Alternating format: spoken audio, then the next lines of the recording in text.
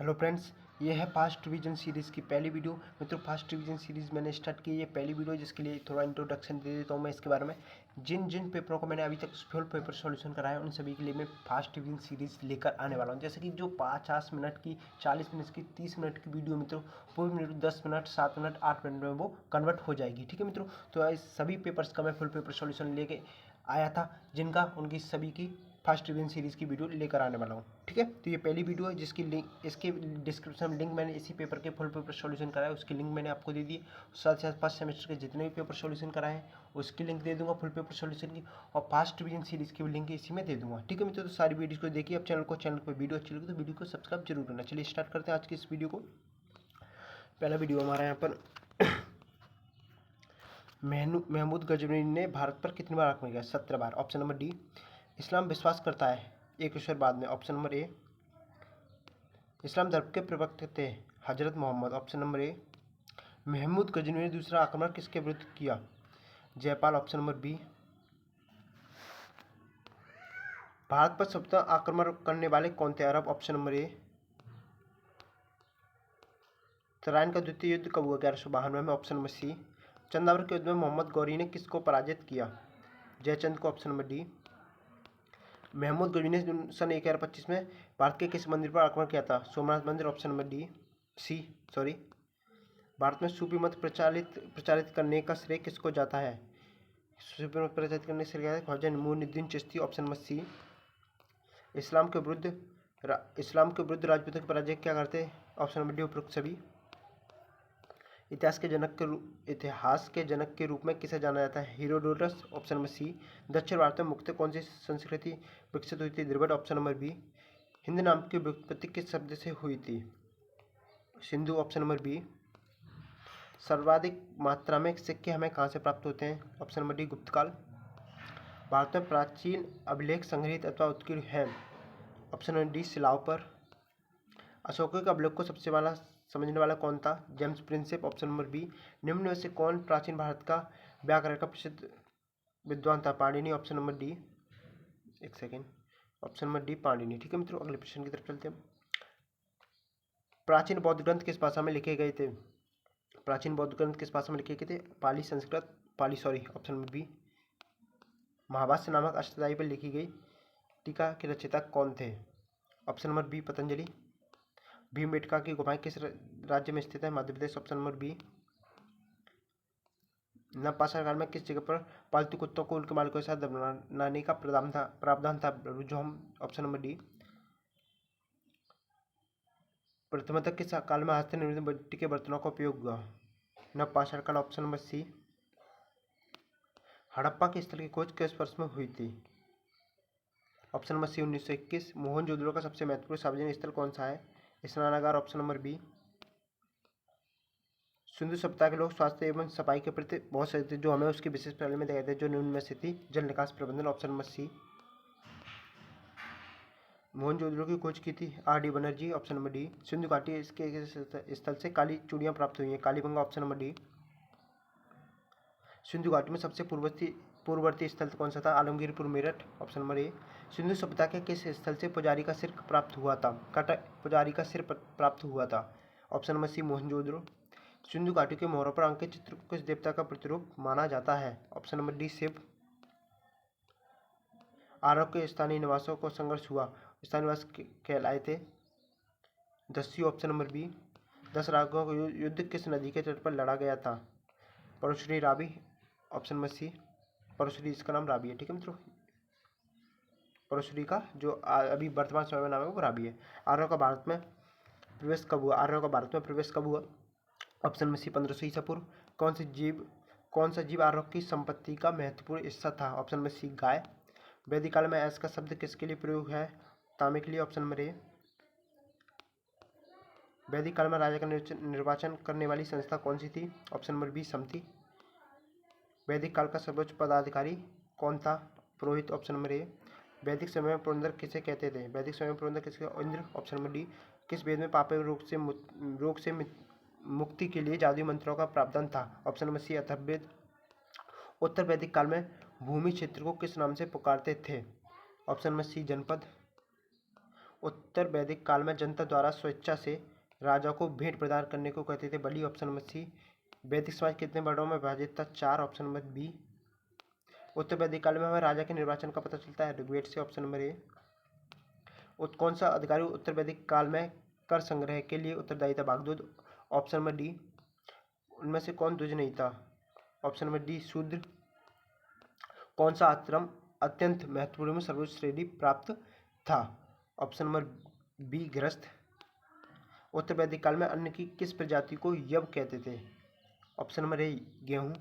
उत्तर वैदिक काल के सर्वोच्च देवता थे Prajapati. Option number D Samaveda से संबंध उपनिषद है। सामवेद से संबंध उपनिषद है छांदोग्य। ऑप्शन नंबर डी द्विज बनने के लिए किस संस्कार की आवश्यकता थी? ऑप्शन नंबर डी उपनयन। मगध की राजधानी कौन सी थी? Option number B Pataliputra. किस शासक को मौर्य शासकों की लेखक द्वारा चंद्रगुप्त कहा गया? Chandragupta Maurya. Option number A. किस यूएन लेखक ने चंद्रगुप्त मौर्य की सेना को डाकुओं का गिरोह कहा है? Option number B Justin. Chandragupta Maurya के दरबार में यूनानी राजदूत का नाम था? चंद्रगुप्त दरबार के Megasthenes. Option number C. Chanakya अमात्य थे चंद्रगुप्त मौर्य के। Option number A. मुद्रा राजस्व किसने लिखी है? Vishakhadatta. Option number D.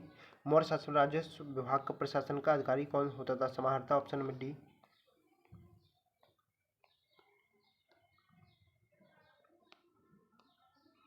Ashok के अवलोकन को सबसे पहले पढ़ने वाला सबसे पहले किसने समझा? James Prinsep. Option number C. Ashoka का अवलोकन किस लिपि में उत्कीर्ण है? Option number C Brahmi. Option number C Brahmi. Ashoka ने महान बौद्ध धर्म प्रचार के लिए किनको लंका भेजा था? ऑप्शन नंबर डी दोनों ए और बी। गुप्त साम्राज्य का संस्थापक कौन था? Shrigupta. Option number B. Gupta संवत का कालक्रम क्या है? गुप्त संवत का कालक्रम क्या है? ऑप्शन नंबर सी 319 ईस्वी। गुप्त साम्राज्य में किस शासक ने प्रथम रूप में महाराजा दयाल नामक बिरुद धारण किया? चंद्रगुप्त प्रथम। Option number A. किस गुप्त शासक को भारत का नेपोलियन कहा गया? किस गुप्त? समुद्रगुप्त। Option number B. प्राग प्रस्थिति की रचना किसने की थी? हर्षेड। Option number A.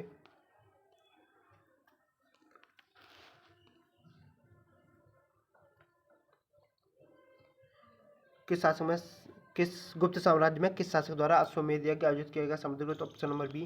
किस शासक ने विक्रमादित्य नामक बिरुद धारण किया था? चंद्रगुप्त द्वितीय। Option number B. गुप्त प्रशासन में सेना का सर्वोच्च अधिकारी होता था? महाबलाधिकृत। Option number D. पायान के अनुसार गुप्त काल में भू राजस्व की दर निर्धारित थी जो थी 1/6। Option number C. गुप्त काल में मालविका अग्निमित्र नामक ग्रंथ किसकी रचना है? Kalidas. Option number C. Option number D Kalidas. Option number D. Harshacharita किसकी रचना है? हर्षचरित किसकी रचना है? Option number D Banabhatta. Harsha ने कन्नौज में धार्मिक सम्मेलन का आयोजन कब किया? हर्ष ने कन्नौज में धार्मिक सम्मेलन का आयोजन कब किया? ऑप्शन नंबर डी 643 ईस्वी। प्रियदर्शिका नामक नाटक की रचना किसने की? Harshavardhana. Option number C. Anasagar झील का निर्माण किसने कराया था? Anuraj. Option number B. Harsha के काल में अधिकारियों को वेतन किस रूप में दिया था? दोनों ए और बी। अहिंसा मूल रूप से किस देश का निवासी था? चीन। Option number B. राजतरंगी का लेखक कौन था? Kalhana. Option number B. Vatapi के चालुक्य वंश की स्थापना किसने की थी? ऑप्शन नंबर ए पुलकेशिन प्रथम। चंदेल शासकों में सर्वाधिक शक्तिशाली शासक कौन था? Option number D Vidyadhar. Rajput काल में कौन सा कर नगद के रूप में लिया जाता था? ऑप्शन नंबर सी हिरण्य।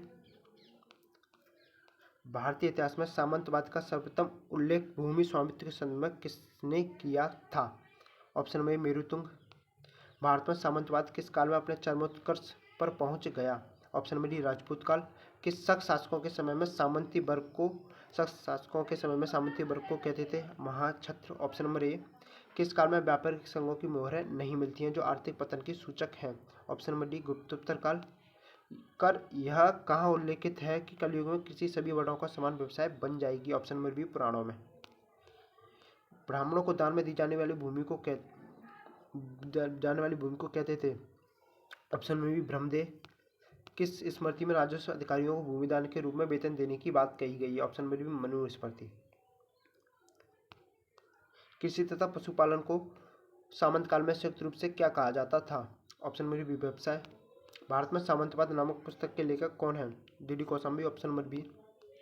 पारिवारिक भूमि के विभाजन का प्रयोग भारत में किस काल में सबसे पहले प्रकाश में आता है? ऑप्शन नंबर ए वैदिक काल। हिंदू धर्म में कितने प्रकार के गुण बताए गए हैं?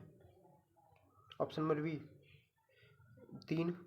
किस आश्रम में व्यक्ति के लिए गुरुकुल में विद्यार्जन संभव था? ऑप्शन नंबर ब्रह्मचर्य आश्रम। केवल शूद्र के लिए एक ही आश्रम में प्रवेश लेने का प्रावधान था, वो एक आश्रम कौन सा था? ऑप्शन नंबर डी संन्यास। हिंदू धर्म में पुरुषार्थ के कितने प्रकार बताए गए हैं? Option number C 4। शिक्षा समाप्त करने के पश्चात जब विद्यार्थी अपने घर लौटता था उसमें कौन सा संस्कार संपन्न होता था? ऑप्शन नंबर डी समावर्तन। ऑप्शन नंबर डी समावर्तन। प्राचीन काल में विवाह कितने प्रकार के होते थे? 8। Option number D. महावीर ने जैन धर्म में एकमात्र सिद्धांत को जोड़ा था जिसे कहते हैं? डी। ऑप्शन नंबर डी ब्रह्मचर्य। महावीर के त्रिरत्नों में कौन सा एक सुमेलित नहीं है? ऑप्शन नंबर सी सम्यक कर्म। ऑप्शन नंबर सी। अष्टांगिक मार्ग का सिद्धांत किसकी देन है? Gautam Buddha. Option number B. Buddha ने किस भाषा में अपने उपदेशों को प्रचारित किया था? पाली। मित्रों वीडियो अच्छी लगी तो वीडियो को लाइक और चैनल को सब्सक्राइब कीजिए। मित्रों इसी पेपर का फुल पेपर सॉल्यूशन की लिंक मैंने आपको डिस्क्रिप्शन में दे दिया। साथ ही साथ बीए फर्स्ट सेमेस्टर के सभी पेपर के फर्स्ट डिवीजन सीरीज की लिंक मैंने आपको डिस्क्रिप्शन में दे दी और साथ ही साथ बीए फर्स्ट सेमेस्टर के सभी पेपरों के फुल पेपर सॉल्यूशन की लिंक मैंने आपको डिस्क्रिप्शन में दे दी। तो वीडियो अच्छी लगी तो वीडियो को लाइक और चैनल को सब्सक्राइब जरूर कीजिए।